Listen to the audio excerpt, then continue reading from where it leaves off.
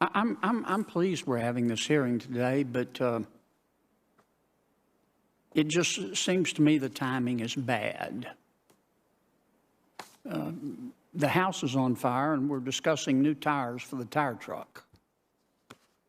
Does a tire truck need good tires? Sure. Is that important? Of course. But not when the house is on fire. I want to talk about the house fire. I've been to the border. 45? Okay, never mind. I'll go. I used to have a beagle. His name was Roger. I loved Roger. I cried like a baby when he died. But Roger, like most beagles, was incorrigible. About every third day, he'd run away. And eventually, he'd come home, and he liked to collect roadkill. And he'd bring that roadkill into my backyard and hide it under my back porch. And the border enforcement that I've seen looks like some of the roadkill that Roger kept hidden under my back porch. Why are we having a crisis now at the border in 1 minute? It's the administration policies that we've seen since the first day after inauguration, with the first executive order to halt deportations, with executive action to destroy, I'm sorry, not executive order, but executive order to make things easier for immigration, with the Department of Homeland Security halting deportations, with ICE guidance to return to prosecutorial discretion where only certain types of offenses can be prosecuted, can be enforced and can be put into immigration court or set for removal, where we ignore the fact that there are over 1 million people in this country with final orders of removal, none of which seem to be a priority for Mr. Edlow, let me interrupt you. I apologize. If we had the same policies in place today that we had on December 31st, 2020, in your considered judgment, would we be having this crisis? No. Did the Biden administration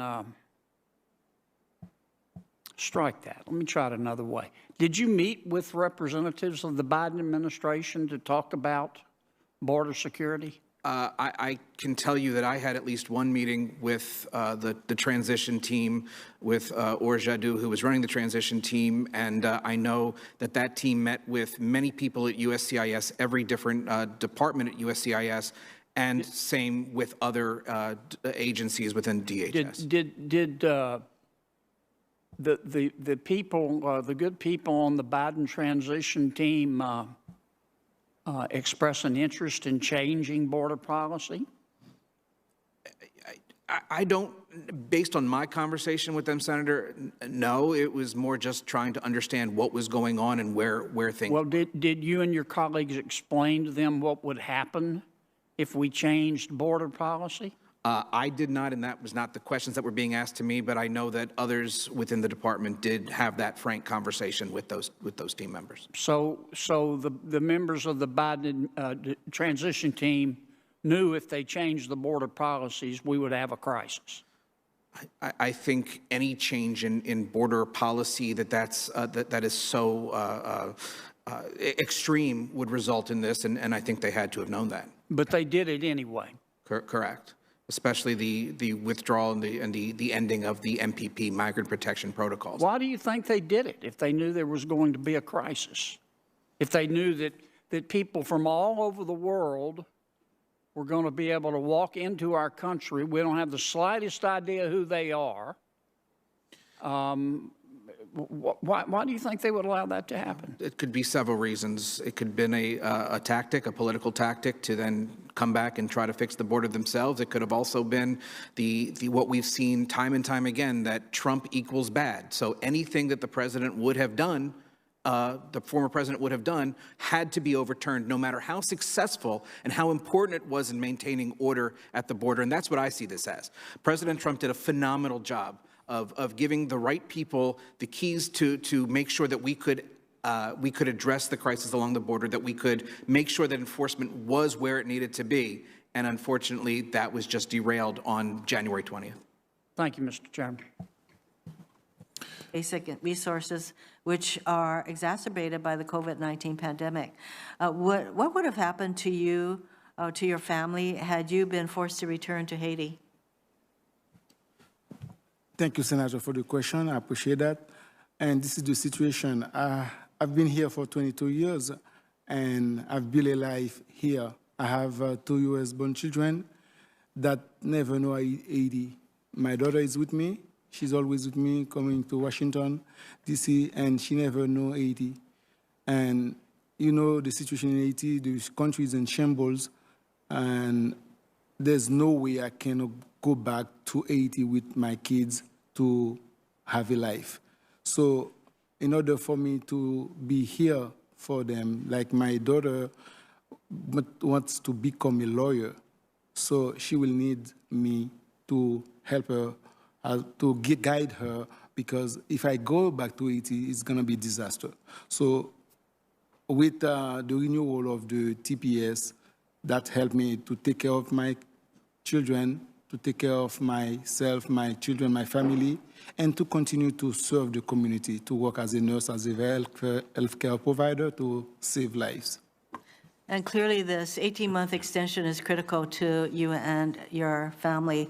For Mr. Rodriguez, last week the U.S. Supreme Court held in Sanchez v. Mayorkas that TPS recipients who enter the country without inspection are generally not eligible to adjust status to a lawful permanent resident. This decision resolved a circuit court split, which means that TPS holders who are in this situation across the nation will not be able to adjust their status. H.R. 6 addresses this issue and will allow TPS holders to use existing pathways to citizenship.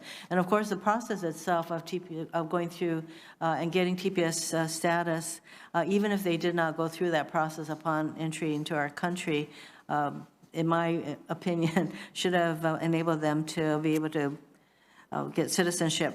But some argue that TPS was always meant to be temporary. Can you talk about why it's important to give these TPS holders a path to a permanent status?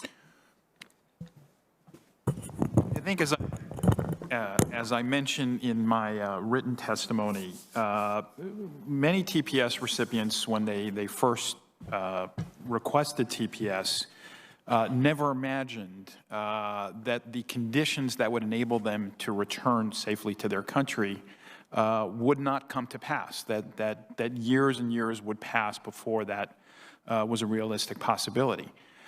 In that time, careers have been launched, families have been built, homes have been bought, contributions have been made to our economy. Very similar to the Dreamers, they are now part of the fabric of our society. And so I do believe that it makes sense. And I don't think, by the way, that the few circuits that were permitting adjustment based on TPS ended up having that much impact, because you still had to be qualified for a green card, either through marriage or through some other path. So there really weren't that many people who were able to take advantage of that construct. So I do think that what this bill is doing with TPS recipients is necessary. Thank you, Mr. Chairman. Senator Kennedy.